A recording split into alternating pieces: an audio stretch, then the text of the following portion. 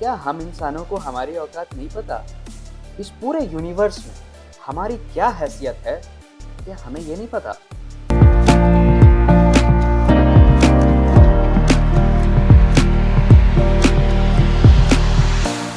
Welcome back to my channel.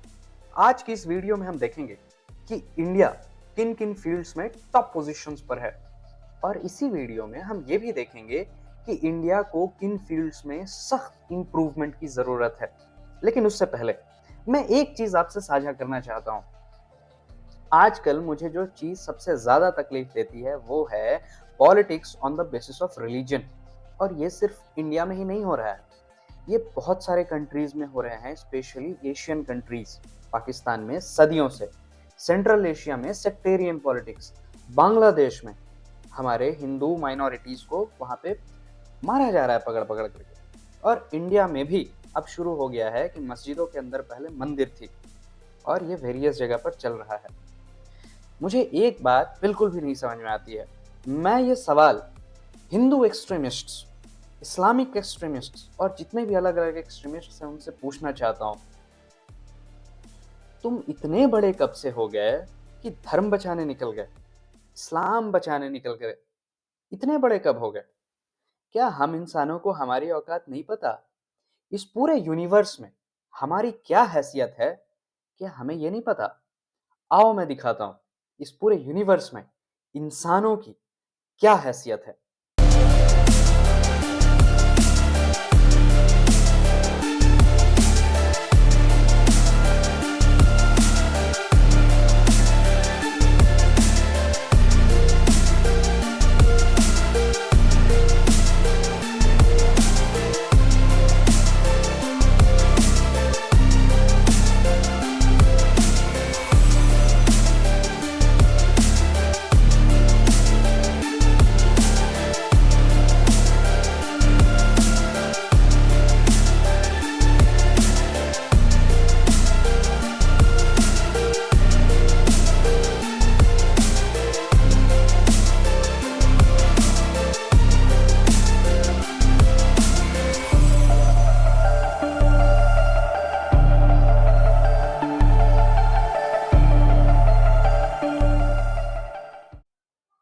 तो आपने देखा, हमारी अर्थ तो छोड़ो, हमारे पूरे सोलर सिस्टम की, हमारे पूरे गैलेक्सी, जो मिल्की वे गैलेक्सी है, उसमें वो पॉइंट पे भी नहीं दिखता है, एक पॉइंट भी नहीं दिखता है।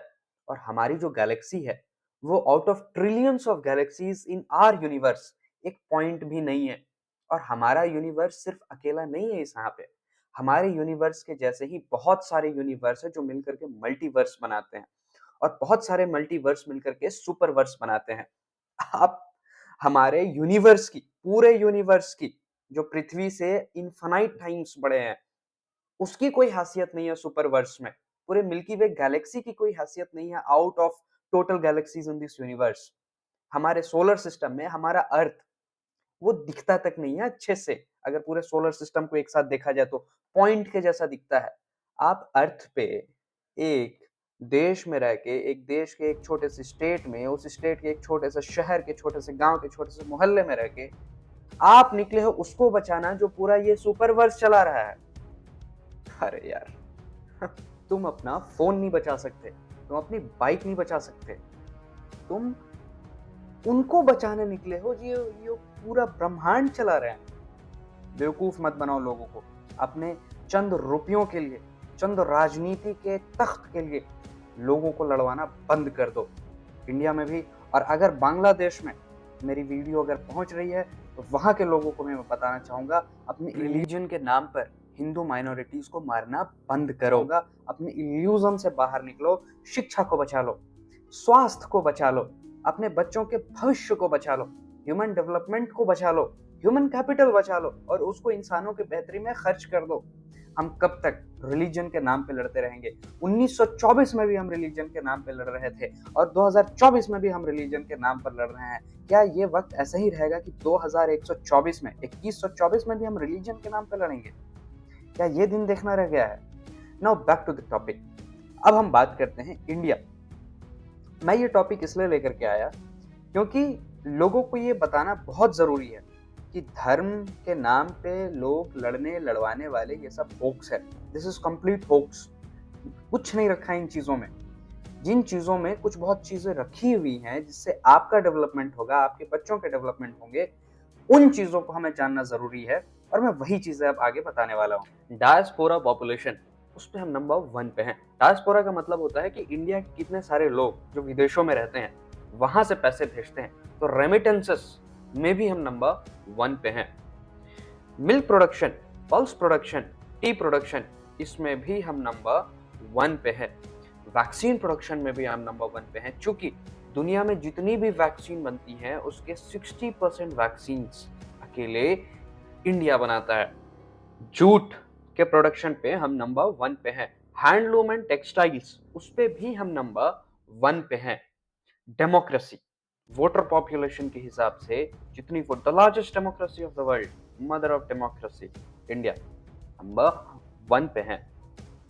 We are the largest exporter of rice in the world. We are the second largest producer of sugar in the world. Banking and financial inclusion पे हम नंबर 1 पे हैं।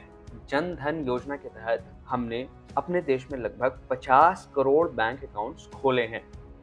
टाइगर पॉपुलेशन यानी कि वाइल्ड लाइफ प्रोटेक्शन प्रिजर्वेशन, उस पे हम tiger preservation पे, टाइगर प्रोटेक्शन पे नंबर 1 पे हैं। लेकिन दोस्तों, इन सब के बावजूद भी ऐसे बहुत सारे एरियाज हैं जिसमें हम नंबर लास्ट पे हैं, या लास्ट कुछ थोड़े लास्ट से थोड़े से अच्छे हैं, और वो बहुत इंपॉर्टेंट एरियाज है जिस पे मैं अब बात करने जा रहा हूं। ह्यूमन डेवलपमेंट इंडेक्स, जिसमें 190 देशों की सूची में हम 132वें नंबर पर हैं। ह्यूमन डेवलपमेंट इंडेक्स का पैरामीटर मैं आपको बता दूं। पहला, लाइफ एक्सपेक्टेंसी, यानी कि औसतन एक इंसान, एक आदमी कितने सालों तक जीवित रहता है। भारत में लगभग ये 67 ईयर्स के आसपास है। दूसरा है इसके HDI का, ह्यूमन डेवलपमेंट इंडेक्स का ही दूसरा पैरामीटर है एजुकेशन, यानी कि आपके देश में कितना क्वालिटी एजुकेशन है। ग्रॉस एनरोलमेंट रेशियो कितना है, कितने बच्चे हायर स्कूल तक जाते हैं, कितने बच्चे ग्रेजुएशन जाते हैं, कितने बच्चे पोस्ट ग्रेजुएशन जाते हैं, उन सबको लिया जाता है। और तीसरा है पर कैपिटा इनकम, यानी कि एक आदमी एक महीने में कितना कमाता है। आपको जानकर यह हैरानी होगी, हम दुनिया के 5वें सबसे बड़े जीडीपी हैं, लेकिन जीडीपी से ही हम पर कैपिटा इनकम निकालना बड़ा मुश्किल है, और उसे डेवलपमेंट का आकलन करना भी बहुत ज्यादा मुश्किल है, क्योंकि इंडिया में टॉप 1% पॉपुलेशन के पास, I will repeat this, top 1% population के पास इंडिया का 40% धन है। 40% assets of India is held by top 1% population. Bottom 50% population के पास only 13% national income आती है। Now this is the level of inequality in India. पूरे दुनिया का 1/3 गरीब इंडिया में रहता है। वर्ल्ड पीस इंडेक्स में हम 163 देशों की सूची में 135वें नंबर पर हैं। करप्शन परसेप्शन इंडेक्स 180 देशों की सूची में हम 85वें नंबर पर हैं। इन्वायरमेंट, वर्ल्ड इन्वायरमेंट इंडेक्स में 180 देशों की सूची में हम टॉप पर हैं, यानी कि 181 पोजीशन बॉटम से टॉप पर है। Global hunger index, global hunger index में हम 125 देशों की सूची में, means out of 125 countries we stand at 100। It's very sad to see this. Out of 820 million people who are poor in the world, 195 million people live in India itself. I'm talking about poor people, गरीब लोग। National health survey 2017 की माने तो India में 19 करोड़ लोग ऐसे हैं जो आज भी रात में सोने बिना खाए पिए ही जाते हैं। 2022 में गवर्नमेंट ने सुप्रीम कोर्ट को बताया कि 69% ऑफ द डेथ जो 5 साल से कम उम्र के बच्चों में होती है, उसका रीजन है मैल न्यूट्रिशन। मैल न्यूट्रिशन का मतलब है अच्छे न्यूट्रिएंट्स, प्रॉपर न्यूट्रिएंट्स नहीं मिलना। खाने पीने की इतनी किल्लत है हमारे देश में कि आज भी आप किसी भी शहर पे चले जाओ, आपको रोड में भूख से तमतमाते, भूख से गिड़गिड़ाते बच्चे, बूढ़े मिल जाएंगे। Global gender gap, global gender gap index में जो वर्ल्ड इकोनॉमिक फोरम निकालती है, उसमें हम 146 देशों की सूची में 127 पोजीशन पे हैं, ये हालत है पैट्रियार्की की हमारे कंट्री में। वर्ल्ड प्रेस फ्रीडम इंडेक्स में हम 180 देशों की लिस्ट में 161st पोजीशन पे 161वें नंबर पर है।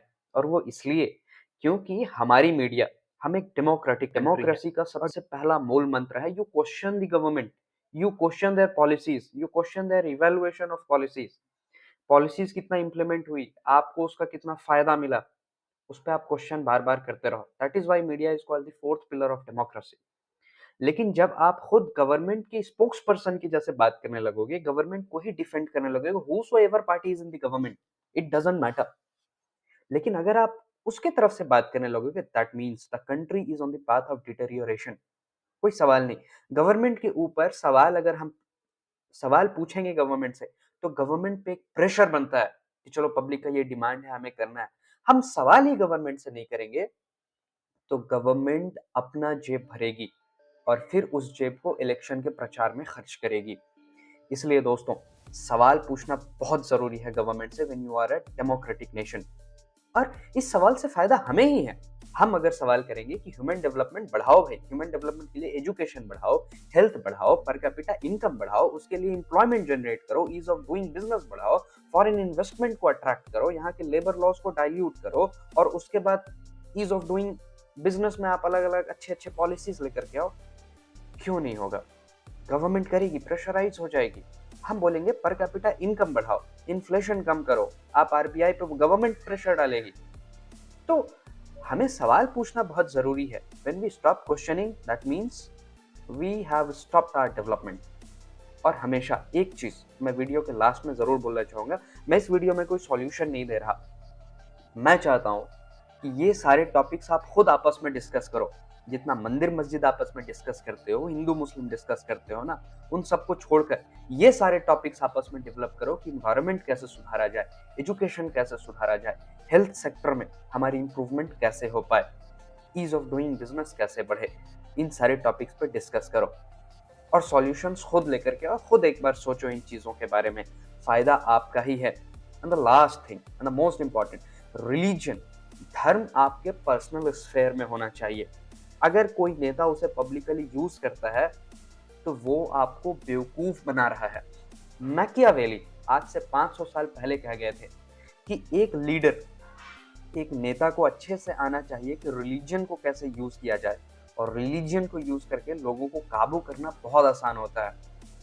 ये कोई भी नेता किसी भी देश में अगर रिलीजन को अपने पॉलिटिक्स के लिए यूज करता है, या पॉलिटिकल रैली में या पॉलिटिकल भाषणबाजी में यूज करता है, वो मैकियावेली को फॉलो कर रहा है। और मैकियावेली को फॉलो करते हुए ये समझ रहा है कि रिलीजन को यूज करके हम लोगों के इमोशंस को हैक कर सकते हैं। फिर आप सवाल ही पूछना बंद कर दोगे। आप इन अगर हम 2050 में डेवलप दिखना चाहते हैं, हमारा टारगेट भी है 2047 तक डेवलप होना, तो हमें इन चीजों पे सवाल पूछना शुरू करना होगा। हमने बंद कर दिया, हम पूछते थे पहले, हमने बंद कर दिया, हमें वापस से शुरू करनी होगी। ठीक है। और अगर आपको देखना है कि दुनिया 2050 में कैसी दिखेगी, तो उसका लिंक मैं डिस्क्रिप्शन पे दे दूंगा, आप वहां जाकर के देख लेना। आप बहुत एंजॉय करोगे। Thank you.